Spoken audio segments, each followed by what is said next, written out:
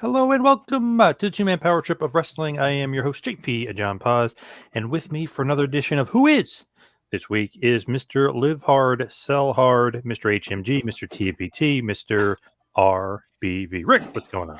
Hey, the movie The Goods, Live Hard, Sell Hard, underestimated for one of the great comedy classics out there. Love that movie, yeah. But yeah, hey, man, when I got this topic, I've been flipping and flopping all day to talk about selling, baby.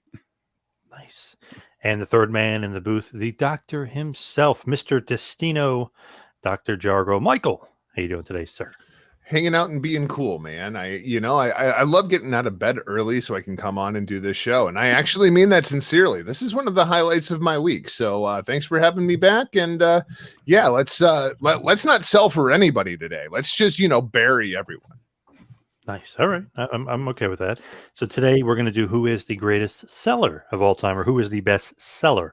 Selling, aka the art of the sell, selling injuries, acting hurt, using facials, looking a certain way, using your look, having a desire or a will, but making it almost as if it's because of an injury, or you're really playing up something. So selling, to me, you could throw in bumping too a little bit, but I wouldn't say greatest bumper would be considered the greatest seller, because sometimes I'll just throw out for instance, Shawn Michaels, great seller, sometimes overbumps and does a little too much. SummerSlam 05 would be a great example, and some other matches just be an overbumper or an overseller, if you will. But not necessarily you are the best bump taker, but you could throw bumping in there for sure. There's no doubt about it. You could throw some bumping in there. But who is the best seller? Rick, I want to start you off. Well, I was going to say, I always got a twist. I've always got something in here. And I'm glad that you did break it down this week, because I always got to ask you, give me my parameters. What am I working with here, Paz? You're starting to learn here. You're catching the little tricks of my craft. But to me, it also, just not inside of that ring, but it's representing and selling the business as a whole. Going over the top to make us believe wholeheartedly, especially through your body language, that this is legit, that we need to buy into this and emotionally invest in what we have going on. One of the first that came to my mind, I'll get us going here. I just one of the best all around for bell to bell, in and out, Randy Savage.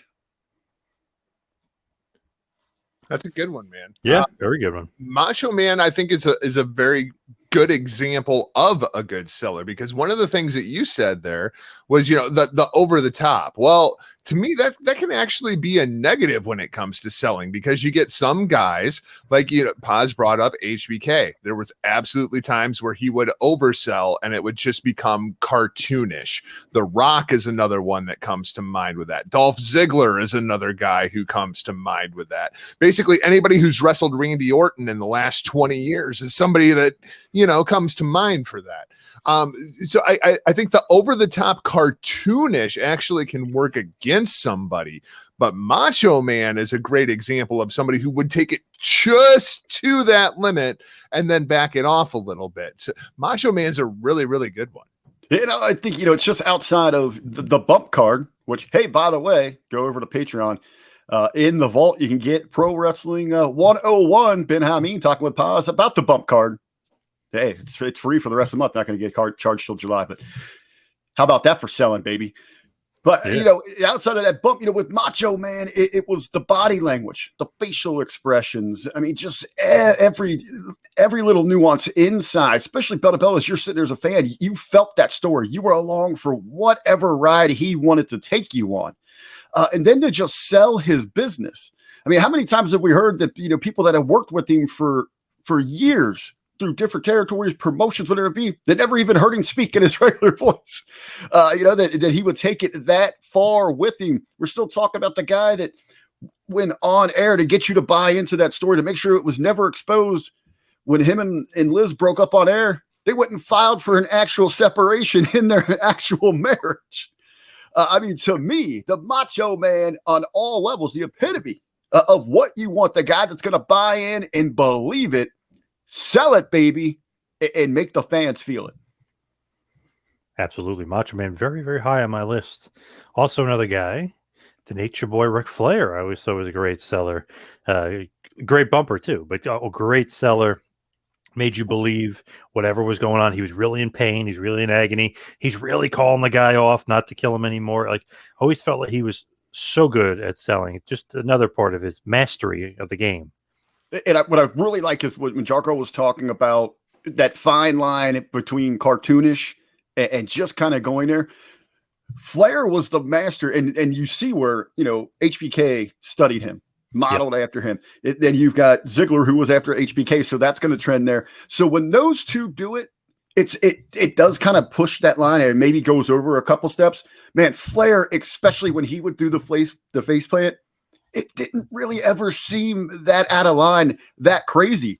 And it would bring the audience, like, even though they know what's coming, it is a little bit goofy and all that and over exaggerated, but man, they ate it up. And it would be a magnificent pop because he knew how to sell up to that point and then deliver it. Everybody has signature moves. Everybody has signature spots inside of a match. Is there anybody who had signature sells more than Ric Flair? Like you would just be like, oh, this is the part where Rick's gonna be the chicken shit heel and just drop to his knees and beg the guy up. Like, the sell job was his signature. That's crazy. I never even thought about it like that. Well, now that you even mentioned that, and pause, I'll let you know. Well, Hogan had. I was gonna say Hogan was like the exact opposite of that. Where to an extent, like his no sell became his signature. Right, that's what I'm saying. So, where you have Flair in that cowardly thing, and then you have Hogan where the hulking up, they're completely opposite, and that's what you're waiting for in their matches. And now we compare them, they rival against each other as two of the all-time greatest. It's funny. What do you think about Hogan up there as a great seller? Last night I dropped the subject of today's show on Jargo, and he kind of paused and says, I'm just trying to think of how Paz is going to twist Hogan into this conversation. So I've been sitting on it, thinking about it since last night, all through the day. And Paz, I'll let you jump in on this, but I think you can make a good case for Hogan in this. I do think he's a pretty damn good seller. If you just think about, let's say Earthquake, for instance, you really thought Earthquake killed him. You really thought he was injured. The way he even sold for Andre when Andre rips off his chain, the way he cried about it. He was always a good seller to me. And Jargo is going to say no, but I and the convulsions and the shakes and stuff, I always thought he was a great seller. It depends how long the list is, right? Like, right. If we're doing a top 10, Hogan's not making the list. If we're doing a top 25, Hogan would probably make my list. I think it's very overdone. Like, now if we're doing a no sell artist, Hogan might top my list. That's it. I'll see, Jargo. I think they complement each other. They absolutely do. For the no sell to work, for those eruptions and people waiting on the edge of their seat for the hulking up, the fingers start shaking. That means he had to do a magnificent job of selling the beatdown. That each and every time, even though you knew it was coming, we all knew the blueprint, we knew the plot, but it was such a great job of finally, oh my God, this is it. Someone's finally got him. He can't take any more of this. And he would sell that. And then boom, then you get the explosion. Now I'll go back to my previous statement. Over the top cartoony actually works against you on my list. So I'm being generous, man. He wouldn't crack my top 10. He'd probably crack my top 25. All right. But Devon Dudley gave him a lot of credit and says that he sells like Hogan. So there are guys and pretty big names in the business that do look at Hogan and say, man, I want to sell like this guy. I'm going to copy it and take some of the stuff that he does. Everybody wanted to sell like Hogan because Hogan didn't sell a damn thing. He got beat up. He got beat up for 85% of his match. Yeah, well. I'm done with Hogan. Go ahead and take another sip of your haterade there. Yeah, really. Rockstar, thank you. Come on, Jargo. But Hogan, I got to throw out there. Macho Man we mentioned, obviously. Ric Flair we mentioned. I assume Ultimate Warrior is next on your list. No. What about a guy that we've talked about quite a few times on this show? And not only did we all say he was the greatest technician, but he was voted online in the poll as greatest technician. What about Bret Hart as the best seller of all time? Bret Hart would be very, very, very high on my list, and I'm talking like top 2 or 3. both in the art of the sell and just in the believability of his offense, because I feel like that's part of the sell too. Like it's one of those things that works against a lot of the modern day wrestlers. They can't throw a freaking working punch to save their damn life. Right. But I feel like that absolutely plays into it very high on the list. Rick, what do you think about I've got him, coming into this conversation. Obviously, he's in my top 3. So when we get down to that ruling question at the end, who stands as number 1 at the end of the show? I knew it was, Brett was going to be one of those people that I could sway on, that could take the crown for me. Simply magnificent. And I think what really stood out with Brett was he believed it so much and he took everything, no pun intended, to heart. So even early on when he's just working those battle royals, you got to believe like inside, he took that personally when he had to lose, that even if he came in second to Andre, somewhere inside Brett, he is absolutely PO'd. Even through tag team losses, he's PO'd. And it was funny, before they even pitched, this topic to us, Boz, I was going through some old videos and all that, and I just happened onto like a little playlist of Bret Hart stuff. And going back to the biography they did on him, and what really jumped out to me is how they describe everything as being so real. Bret believed, so we believed. And one of the videos I stumbled upon, it immediately jumped out to me. He's very young in his singles career. He's starting on his rise, not even to the intercontinental level yet. And he's in there with $1 Million Man. And Bret's just putting on a clinic. He's out wrestling him all over the place. And they're even putting it over. He's going to get his number. Bret slipped up, and $1 Million Man was be able to hit him with a variation of a roll up. And immediately Bret pops up, and it's very clear on the camera, drops the F-bomb. You believe that right there. That's selling, baby. That meant something to him. He's hungry right now. He's in there against an absolute legend. A guy that was, that's headlined WrestleManias, the $1 Million Champion. He had him on the ropes, had his number, and he got. I mean, that right there is probably a perfect example of what Bret Hart brought to the table. Well, and I think one of the things with Bret too was it was just what's the best way to say this? He knew how to sell exhaustion to where even when he was on offense, he would get somebody in a sharpshooter. Like now we see the Young Bucks use the sharpshooter, right? And they'll have the sharpshooter hook and they're sitting there and they're trying to fire up the fans and they're having a good time or in the sharpshooter. Bret Hart would be in a sharpshooter. He would have somebody in a sharpshooter screaming in pain from what that guy had done to him throughout the rest of the match.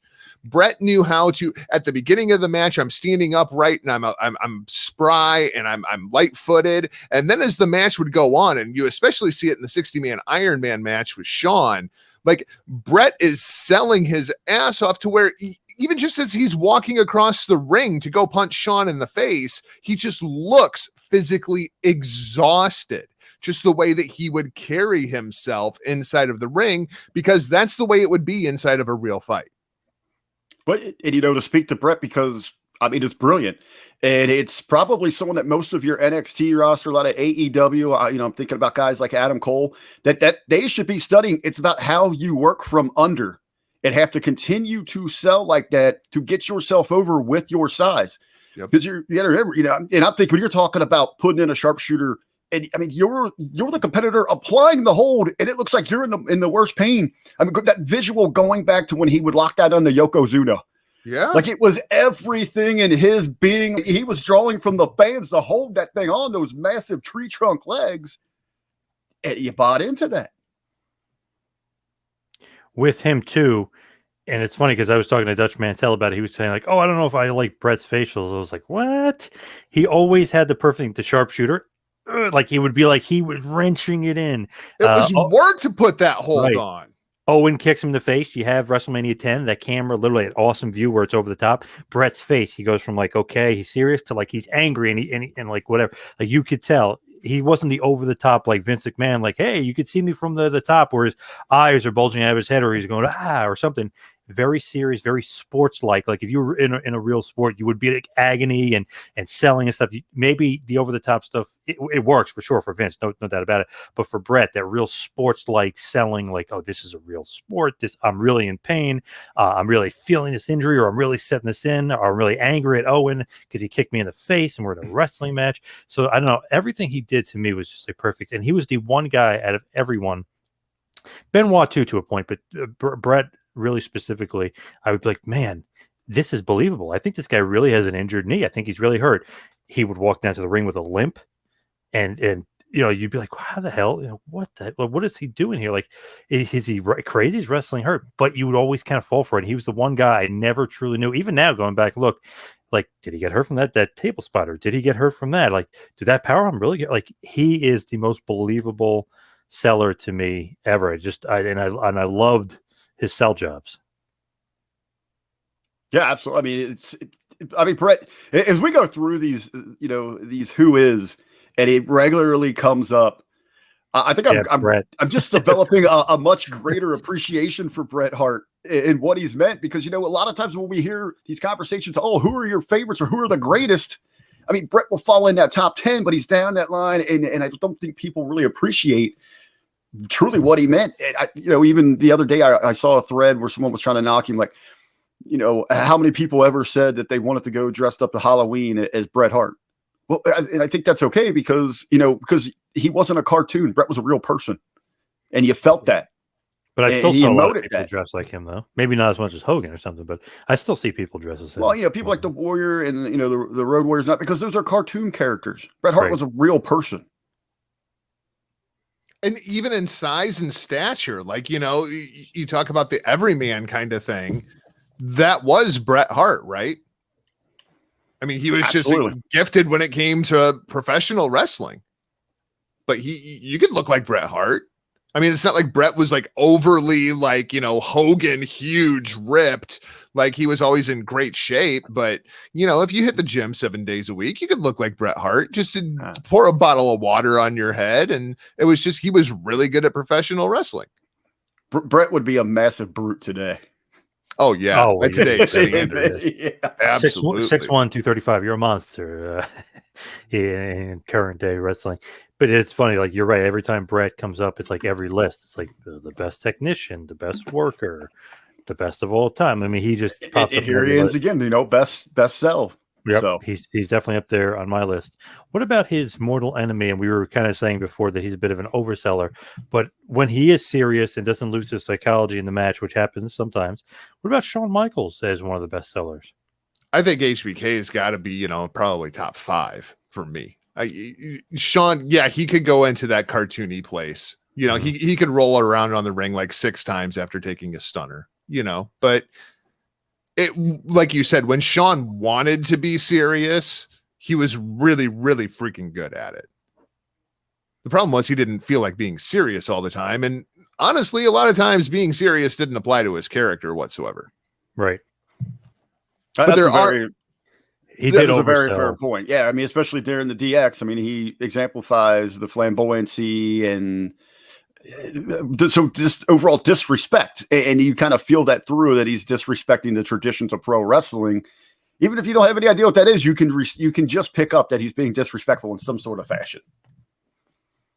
But when it came to evoking actual emotion from the fans with the sell job that he was putting over, it's hard to say that there was a whole lot of people better than Shawn Michaels. It's interesting, like being at Survivor Series 96 and like, okay, he's selling, but the crowd completely turns on him. It's weird. It's like he's doing that babyface sell, like the typical sell. They completely turned on him. He, by the way, spits on the crowd. I don't know if this was caught on camera or not, but I was there live. So I'm like, well, that's kind of a weird thing. He just spit on the crowd. I was like, what an asshole. Like, what the and he's the babyface. And he was so mad that he was getting booed out of the building at MSG that he's like spitting on people in the crowd. I was like, what the fuck is wrong with this guy? But at that point, Sid gets the win. It's like, okay, like, let's see how he reacts or whatever. So to me, sometimes like the reaction counts as the sell too. And I don't know, sometimes his reaction, it wasn't great. It was almost like it got real to him or it got personal. So he's like legit upset. You know what I mean? Like, why is this crowd booing me? Like when you're selling, you got to be in the moment and selling. Like he should have been more heartbroken about Jose Lothario got beat up by Sid and stuff. And I don't know, I feel like he wasn't at some moments he totally lost psychology or totally lost his mind. Hulk Hogan, that's what we mentioned before, 05 SummerSlam. Completely was mad that he was losing, completely lost his psychology, just oversold on purpose. It's just like sometimes he would lose it. That's why I wouldn't put him in my top 5 maybe, but I wouldn't put him in my top 1 or 2. Like he's not going to make it to the end when we get to that part, just because of those overselling and those moments where you're like, wow, that was like not the reaction you'd expect. Yeah, I think it's the inconsistencies in the immaturity of Shawn Michaels in that phase 1 of his career. He kind of was the original millennial brat, wasn't he? Yeah, big time.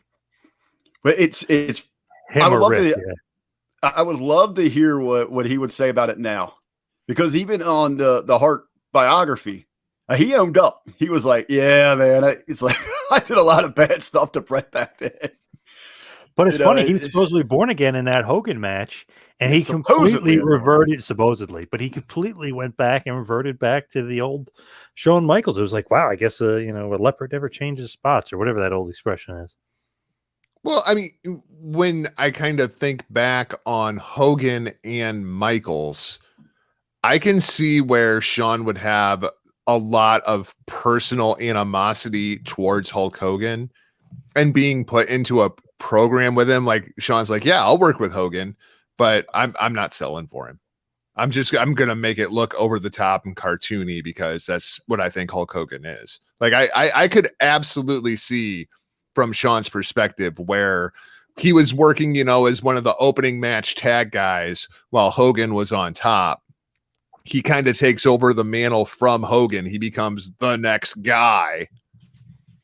And I could see where there would be animosity between HBK and Hogan, like just on a personal level, even if it's not like a conscious thing. But I could absolutely see HBK being like, yeah, I'm not selling for Hogan. Even now. What wasn't the backstory there as well? I mean, Shawn, this is probably one of the first times that Shawn lost the politics game in a long time, since heading to the main event. Yep. Where, Hogan they were both kind of in Vince's ear and Vince leaned towards Hogan. So, I mean, I guess at any phase in your life, even if you feel that, that you've let a lot off your shoulders, that was always your well to go to. You always thought you had Vince there in your pocket, and then Hogan comes back and picks him right back off. It's got to sting a little bit. That is funny. Like Triple H too in 2002. Like he felt the wrath. He was getting that political machine behind him. He's marrying the boss's daughter. He's getting everything going. Hogan's like, you know what? I'm not losing to this guy. I'll lose to Undertaker in the next month or whatever, but let's ride high after Hulkamania. Let's sell a shit ton of merch for the next month or so, and I'll lose to Taker, but I'm not losing to Triple H. Okay. And boom, Triple H loses a month after winning the Undisputed Championship, loses to the Hulkster. Another political battle lost. I just love that stuff because it just shows you no matter what they tried to do, they just weren't as big of a star as Hogan. And Vince knew it. Well, here's somebody else that I had on my list that might be a surprise to people, but you just mentioned him, and that would be the Undertaker, right? And he's one of those guys that would actually fall on both of my lists because there's the oversell list and then there's the undersell list, right? Where you just don't sell nothing for nobody, and that's pretty much the Undertaker. But that was the character that is the Undertaker, right? But when Undertaker did sell, when he did find himself in those positions, you felt whatever Mark Calloway was going through. I think you don't. You're right. It's that Hogan kind of comparison where you've got to be so hard and on one side, so that when you do, in this case, the Undertaker, when you do stumble, when you do fall, you got to have people believe it.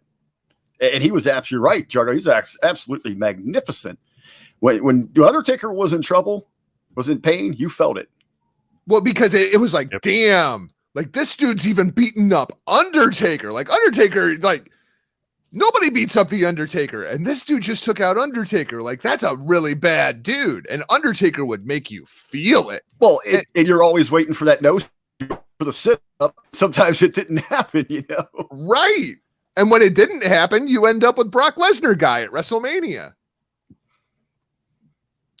Taker, that's one I did not have on my list. That's a pretty good one. You know who I did have on my list, and I think Shawn Michaels did steal some stuff from him as well. Mr. Perfect, Kurt Hennig, one of the greatest sellers of all time. Kurt Hennig, number 2 on my list. His selling was perfect, right? I mean, like everything was fine. Everything we said about Bret the Hitman Hart applied to Kurt Hennig too. And sometimes I know people could say, "Oh, he did a little bit of oversell." He took it like the Flair or Savage. He took it right to the edge and never overdid it.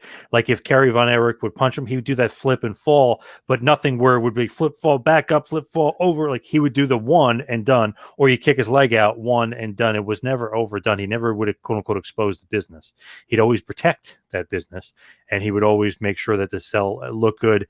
Even if, he's flipping and flying all over the place, he would do it so believable. You're like, wow, holy shit, Von Erich got the strongest right hand I've ever seen. Oh my God.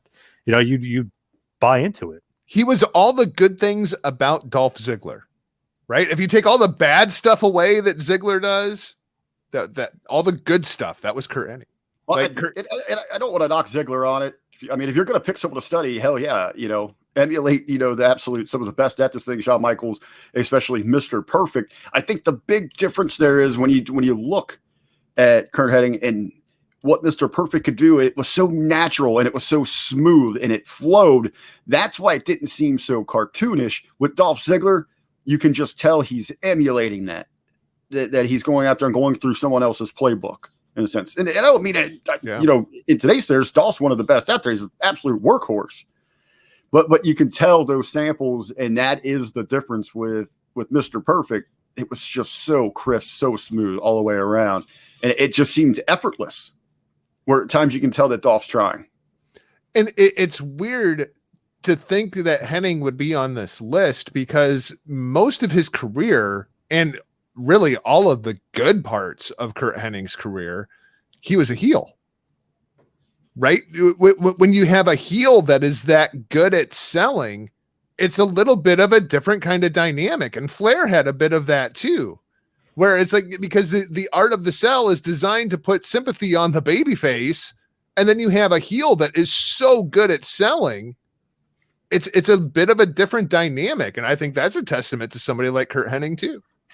Well, I think what gets the audience there is Paz says it makes every not counter move, but offensive strike from that baby look so impressive. Mm-hmm.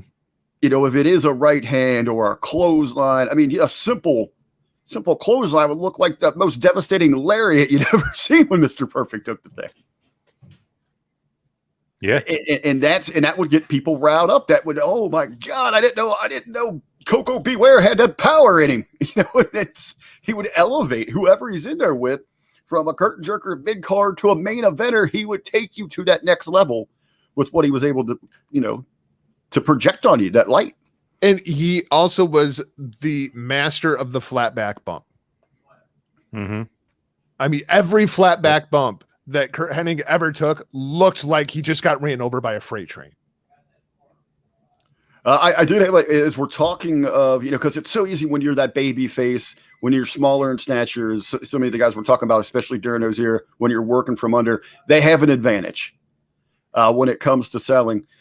But we're talking about heels that were able to excel were so magnificent at this. I want to throw a name out from this era too, Ted DiBiase.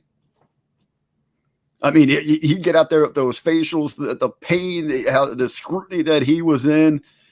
You talk about the wear and tear on the body, the signs of fatigue through a match. Is he going to be able to make it through it? DiBiase was magnificent in that. I love Million Dollar Man. And the way he would sell too was very specific to him. Sometimes he'd do that straight leg thing where he'd kind of go back, you know what I mean, and not really take that normal bump that you would see. He had certain things that he would do that kind of made him stand out. And such a big guy too. You don't realize it's about 6'5". He's a big dude. When he sold, you were like, oh shit, oh he got nailed there. Like he really made it look believable. I just love see $1 Million Man, even if he's probably taking a real shot from Warrior in that match. He made it look like it was 10 times worse than what it really was, but I'm sure he really got him. Well, as we're talking about, the greatest heels of the 80s, right? We've got Mr. Perfect, we got the $1 Million Man. The other guy on my list from that kind of era the Honky Tonk Man. Ravishing Rick Rude. Oh, nice. I have Rude on my list as well. Yeah, Rude was an absolute and is there anybody in the history of pro wrestling that you wanted to see get punched in the face more than Ravishing Rick Rude? I mean, Right. Now, Right. hey, now that would be a fun show. Who in wrestling has the most punchable face? Ravishing Rick Rude, number one. Man, right? I would say him or DiBiase for the '80s right now. I mean, those two right there. I mean, Honky Tonk too. That's pretty. yeah. Honky maybe just a little bit below, but he would be right up there. But you're right. I mean, with someone like Rude, who's on the card, who's in the main event? Rick Rude's there. Oh, I'm buying a ticket to see him get punched in the face. I don't care who he's taking on. And he always did that too. Like we're kind of saying with a bunch of other guys, teeter on almost like, oh, it's almost silly. Like when he sold the backdrop, and like, his, right on his ass or something. He would do that he'd oversell it a bit, but it was, I don't know, it was just perfect where the crowd really was hammering it up and they loved it because, he's getting his comeuppance, this shitty ass heel is getting beat up. Just, I don't know, the way he sold everything was so perfect. No pun intended there, but it was just, I don't know, the way he would do was like an extra sauce to it. He'd put an extra little spin on it, do something a little bit more, like you take a punch and then you hold the face and he'd like making sure like his teeth were still there, like just a little extra stuff that I really love to make it seem like, wow, shit, that guy really got nailed. I feel like the reason Honky doesn't make my list is because of the cartoonish factor. Right. And it's just that was the entire character. Yep. Whereas, guys like Ravishing Rick Rude, guys like Mr. Perfect, they felt like more real, I think, people. They didn't have that cartoonish aspect to the character. That's why they could go right up to that line and then back it off. Whereas Honky Tonk Man felt like he was always a cartoonish character. He was like fucking Yano. You nailed it, Jargo. I was just kind of thinking about, we talk about the punchable faces. Say you just want to see those guys get hurt. Look at your typical wrestling fan, especially back then. It's Blue Collar Joe. It's Joe the plumber. So when you look at the Honky Tonk Man, Jargo's exactly right. I mean, he's just he's Elvis impersonator, shaking his hips, guitar. It's a little over the top. When you look at Rude, you got a womanizer. When you look at Perfect, he's just better than you. $1 Million Man. He's got all the money in the world. Those are 3 easy things for every average Joe to hate. And when they go out there and sell that they're taking a butt kicking, enjoy the hell out of it. Yeah, from the front row to the rafters, that place is going to be insane. You take anything out of this show here today, anyone listening anywhere, that is what we're missing in today's professional wrestling scene, is that just down-to-earth core characters on either side of the fence. Well, you can relate to or you can hate to. All 3 of those guys were legit. Like, you knew, it's like, oh, damn, Ravishing Rick Rude is on this show. Who's he wrestling? Oh, I ain't never heard of that guy. I feel bad for him. Like, Rick Rude is going to mess that dude up. Like, he had that sense of legitimacy to him where you felt like he was a real contender. Whereas the Honky Tonk Man, it was just like, this dude, like somebody's just beat him already. Right? Like it was just a completely different dynamic and a different place on the card. Did you see that awesome account? I don't know if they're still on Twitter or not. It was Rick Rude takes atomic drops, and they would show him taking the atomic drop. He always took it to the edge, right? Where like he's kind of overdoing it just a little bit, but like the spider walk. Yeah. But I don't know. It's so entertaining, and the crowd ate it up. I mean, the crowd just absolutely loved it. But you could see him wincing in pain or holding himself. I mean, awesome seller, just great job. I mean, it's so funny too. It's like one of the toughest guys, and it's like, yeah, but I'll sell like crazy. I'll get this over, and I'll get you over. You know what I mean? Like he'll get the baby face over. I'm happy you just reminded me of that because I have very, very fond memories of Rick Rude doing the spider walk, but I hadn't thought about that in years. For the longest time, my favorite atomic drop is when Ryusuke Taguchi takes one because he has a little bit of that. And he just like, when he comes down, he comes up in that spider walk position for about a half a second and then just flat back bumps backwards. It's freaking great. I love it. But the Rick Rude atomic drop bump. Yes, thank you for that memory. Yes. Unlocked after being, kept away for 30 years. Rick, did you ever see that on Twitter? I did not. I didn't know that that Oh, existed. I don't know if it's still there, but You literally, know what? I've got guy the Twitter had machine. I got the Twitter machine up right here. I'll give it a little search while you're he had talking about it. literally like every atomic drop. Like you'll see throw Saturday night, Saturday night's main event, like WWF SummerSlam. Like he'll go through every atomic drop that Brickrey's ever taken.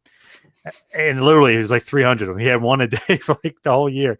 I was That's like, "Wow, awesome. this is it's awesome." And the ones against Sting, I feel like were some of the best. Like, I mean, Sting would get him, and then he'd get him again, and then he'd turn around and get him again. Like, really, really good stuff. Rude, awesome. I don't know And if that's that's there. another thing, because a lot of people, when you think about Rick Rude, I mean, we're thinking about all the the great years that he had with the WWE, but the programs with Sting and all that when he went to WCW. I mean, that was probably his best work. Yeah, world champion. Absolutely. So next up on my list, I got to throw this guy out there because he had the girls screaming. He had the fans going nuts when he would be on the cell. We do have it. Rick Rude. It's at Rick Rude Sells. Oh, there you go. Perfect.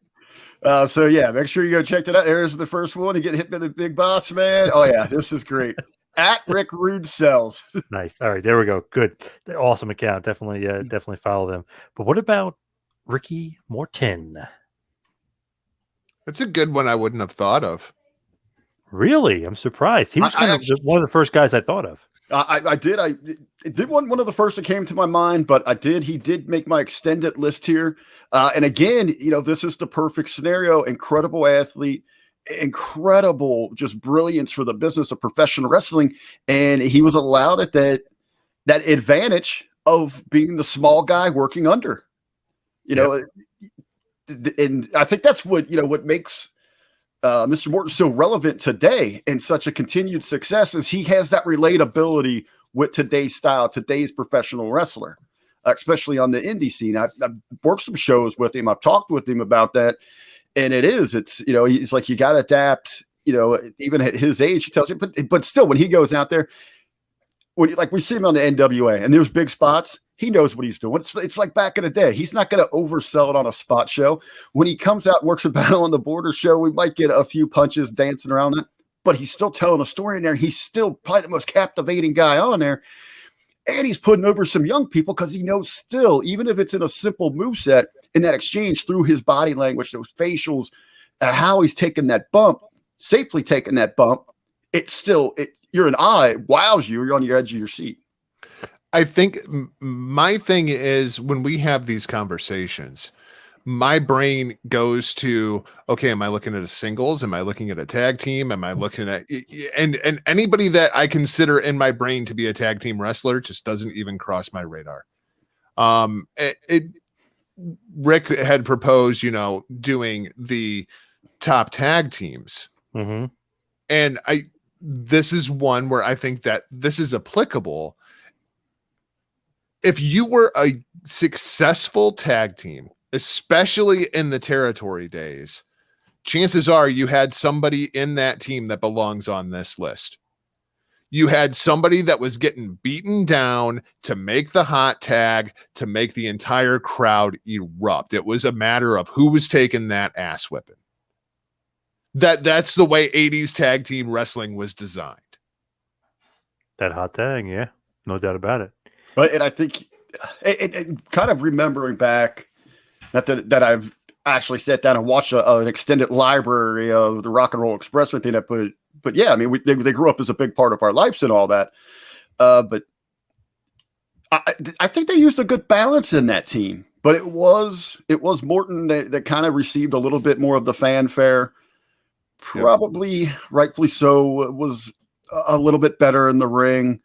Well, just garnered a little more of the spotlight because you remember at one point they wanted to push him as a single, and he kind of shot it down and said, "No, I'm staying with Gibson here." Well, and it's not just Morton, right? I mean, look back on some of the other guys that we've talked about on this list. Bret the Hitman Hart. What was his role in the Hart Foundation? Sell your ass off, make the hot tag to the Anvil. Shawn Michaels. What was his role in the Rockers?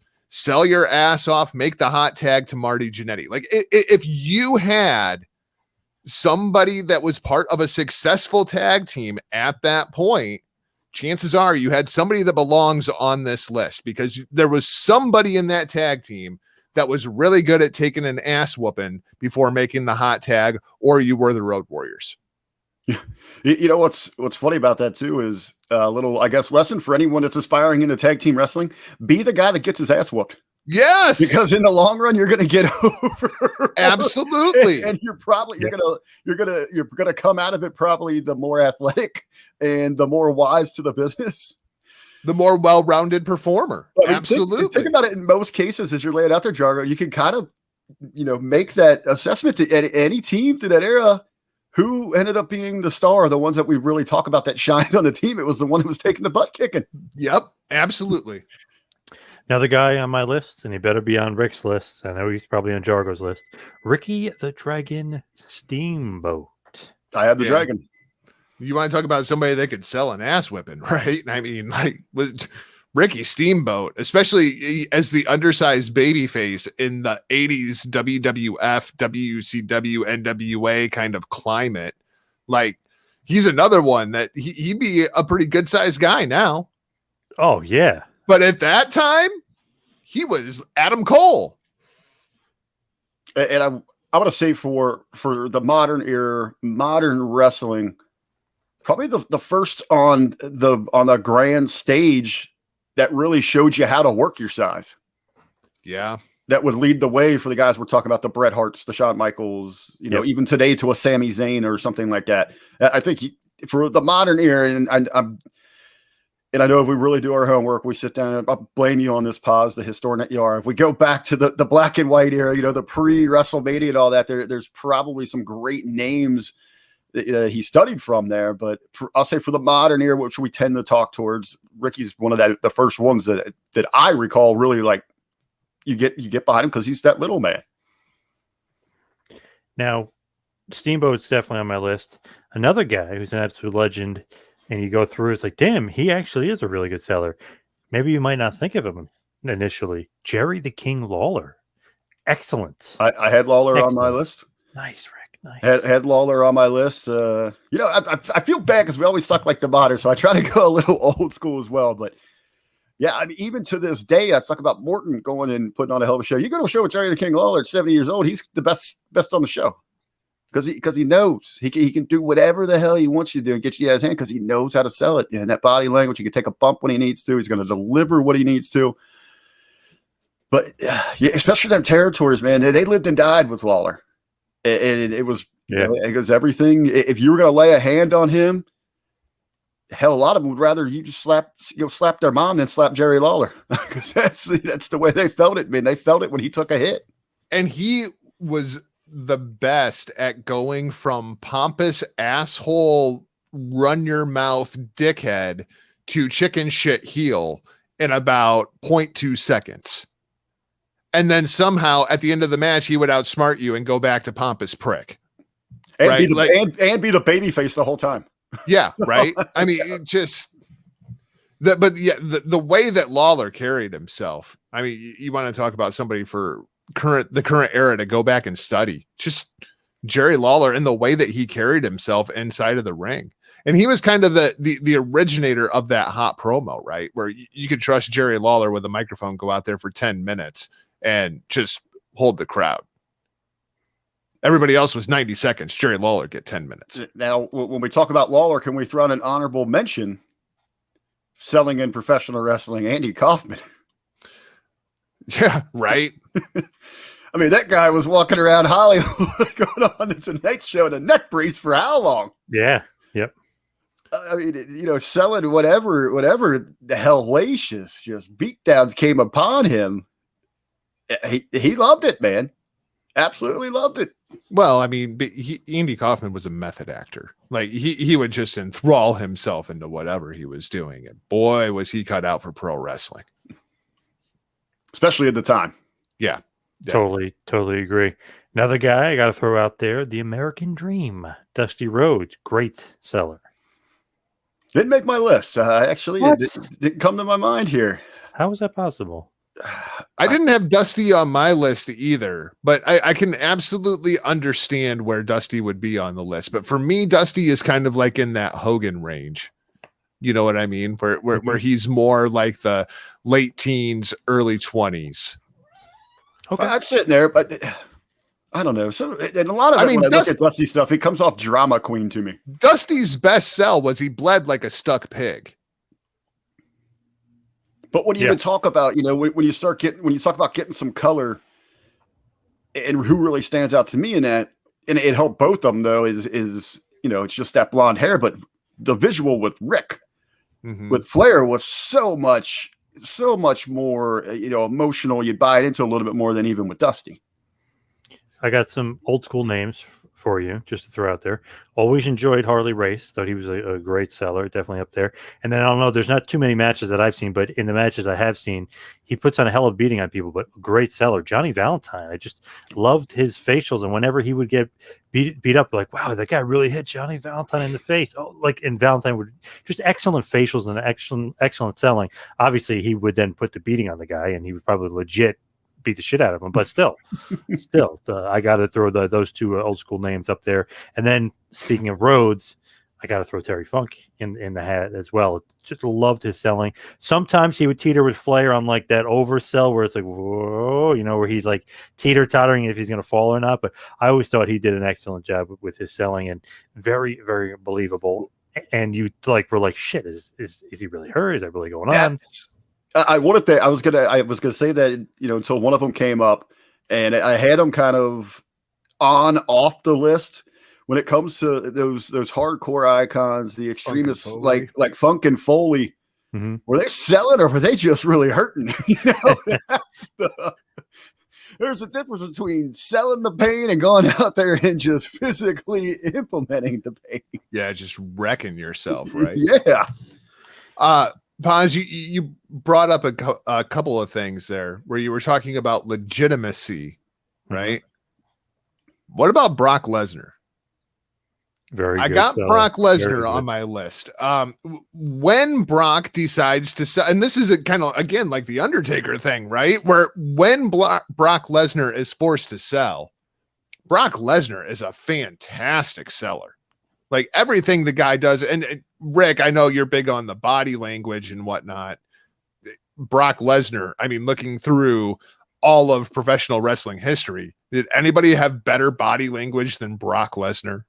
Right. Well, I think too, in the more we discuss this, we talk out loud about it. We tend to define selling as being on the defensive. I think it's just as important on the offenses as we talk about this. I mean, because we're talking about Brock, and obviously, I mean, he's not going to feel much pain. The guy is an absolute just machine beast. But to make another comparison, we were talking about the Undertaker about how he had to quote unquote no sell. That's still selling. I mean, think when he had his orbital socket smashed in. He can't sell that. He's going to finish this match.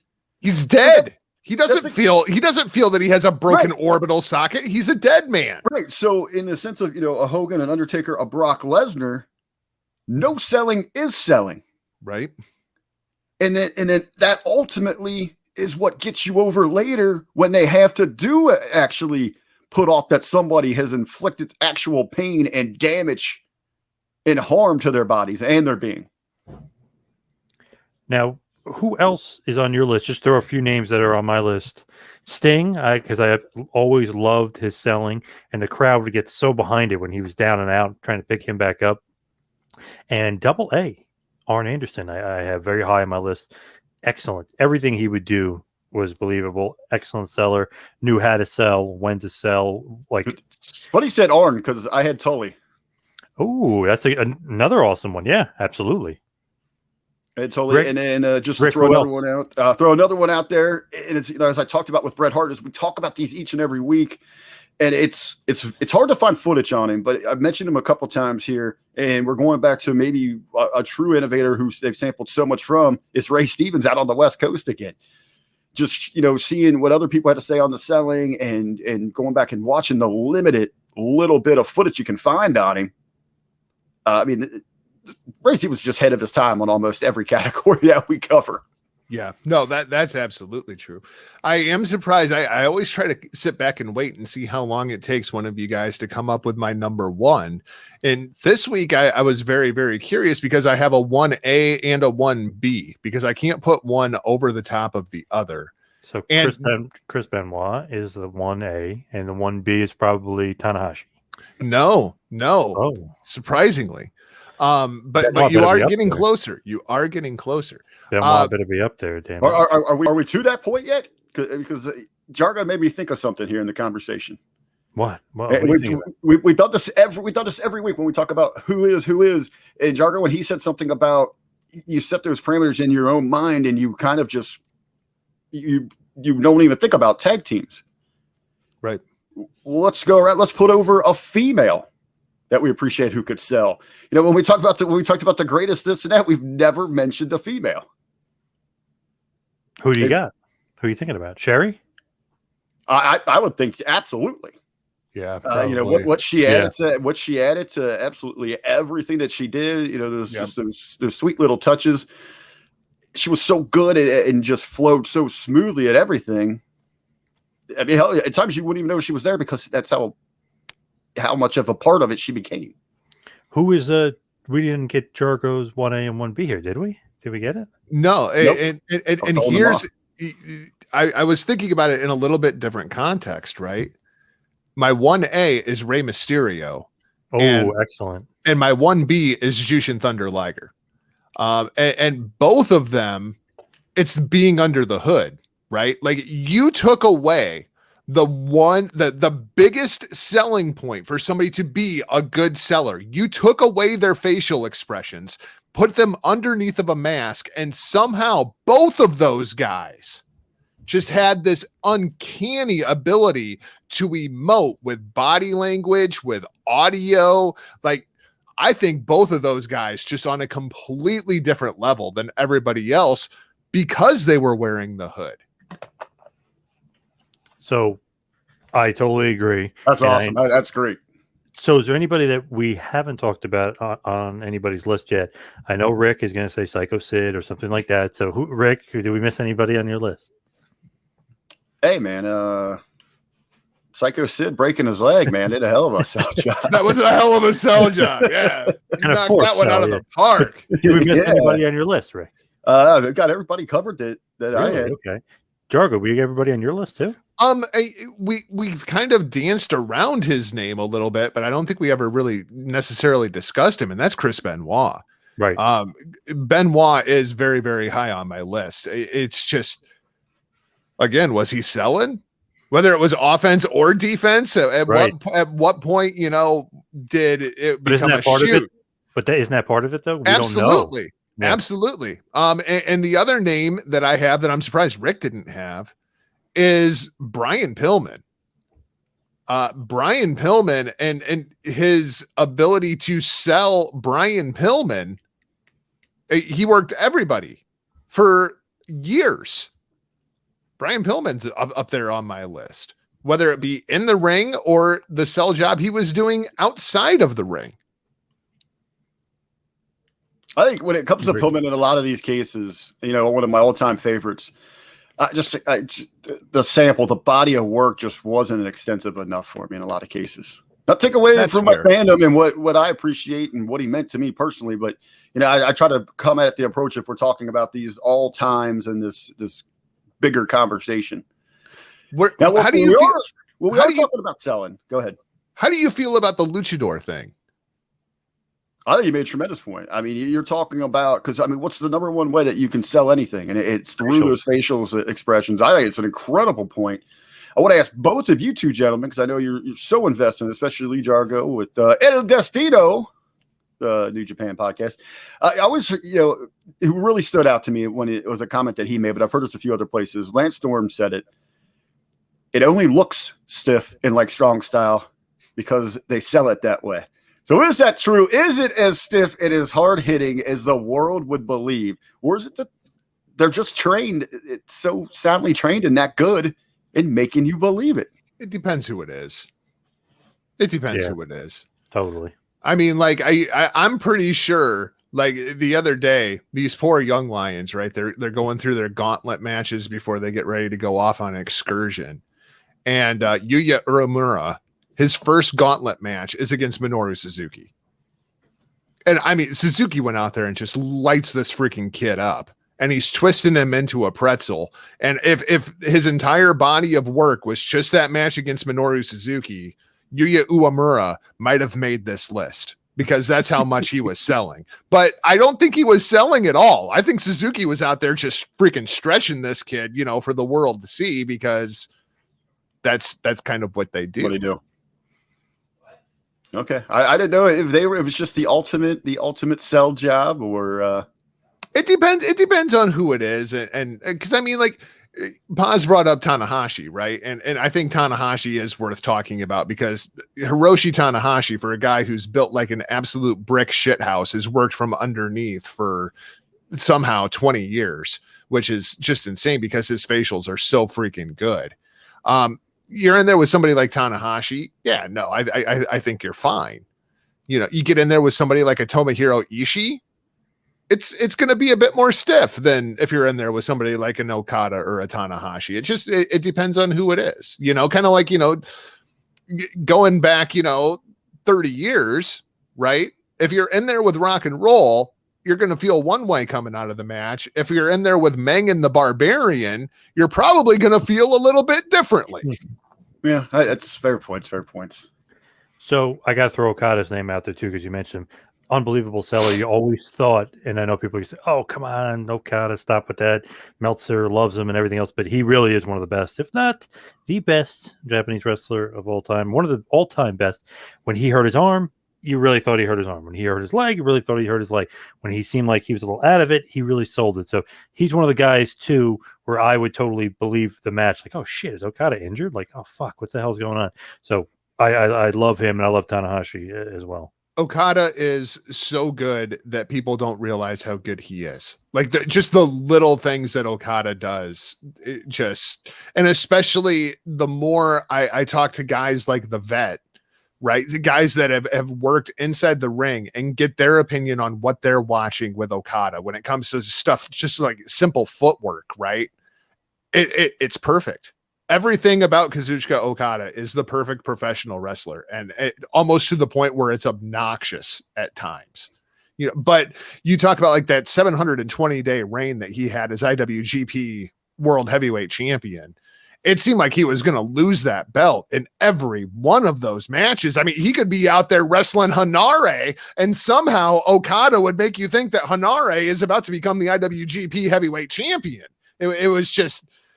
He's an absolute master at his craft. I'll tell you the greatest sell job that he's ever done is he sold a good portion of wrestling fans that Kenny Omega is worth a shit.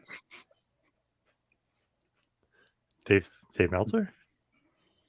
Okada. Oh, Okada, yes. Carried him in everything. Carried him in everything.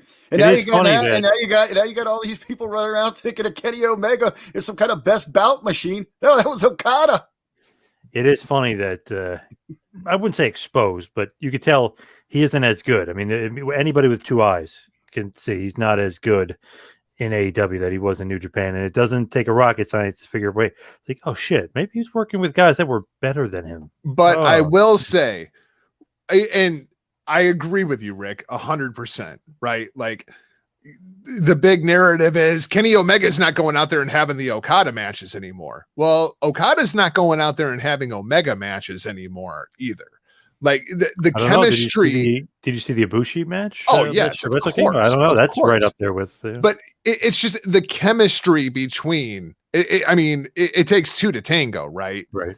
Kenny Omega and Kazuchika Okada are just like, they're destined to be enemies forever. You know, like they just have that impeccable chemistry together, and Omega just doesn't have it with anybody else.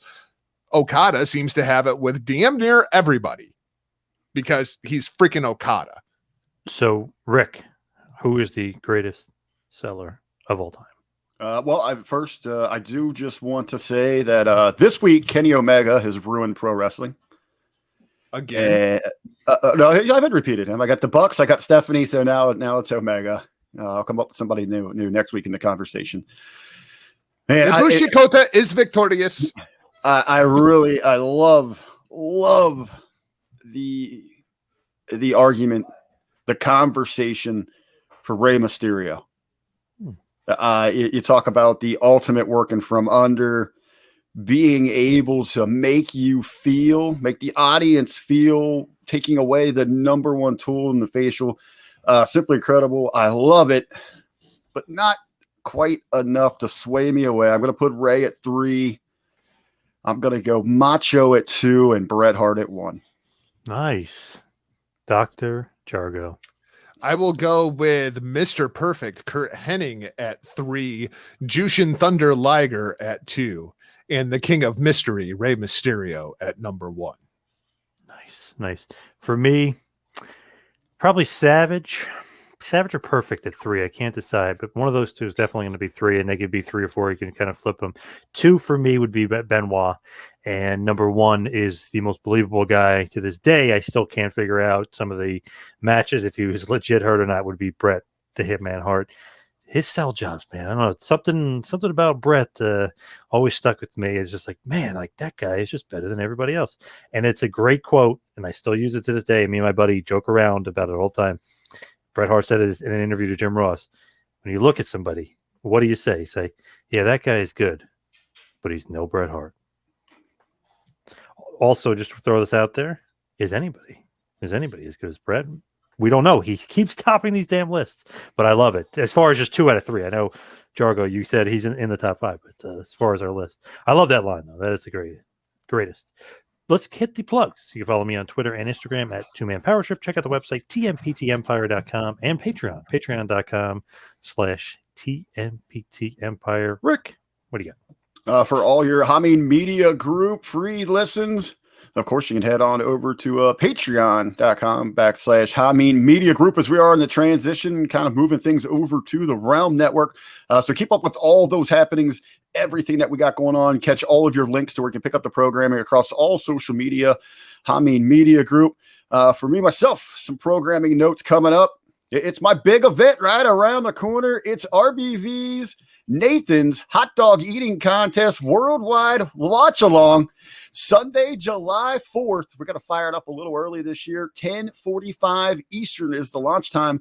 We're going to take you through the women's division, through the men's division. We're going to walk you through the ins and outs. It is probably the greatest foodie commentary of the year.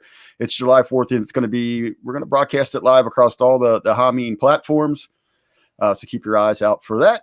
Or you can just stay up with me, RBV, across all social media at The Real RBV. Jargo. You can find me across to all social media platforms at Not Jargo. And my final case for Rey Mysterio is Kevin Nash never picked up Bret Hart and bounced him off of a trailer like a lawn dart. True, but he did throw him through a table. So that lawn dart's one of the greatest moments in wrestling history. Man, it's right up there, isn't it? Yes. Don't know if that was a sell job or if he was really injured. I thought Mysterio was dead. I thought he was dead. That was awesome. But if either one of them ever talked about that in a shoot interview about whose idea that was, or was it on the fly, or I'd love to know. Yeah, that's a good one. Yeah. Pause. You got the keys of the kingdom, ask Sullivan. True. Yeah, it's true. I was gonna say I have interviewed Ray. Was it in the script for Kevin Nash to lawn dart Rey Mysterio off of a makeup trailer? Because that was awesome. Damn, was Hall out drinking the night before, throwing some darts in a pool? Yo, Kev. Damn it! Now I got to ask Sullivan. I got to text him and figure it out. Damn, that's a good point. But great job, as always, by you guys. Thank you, everybody, for listening. We'll see you right back here next week for Who Is, right here on the 2Man Power Trip.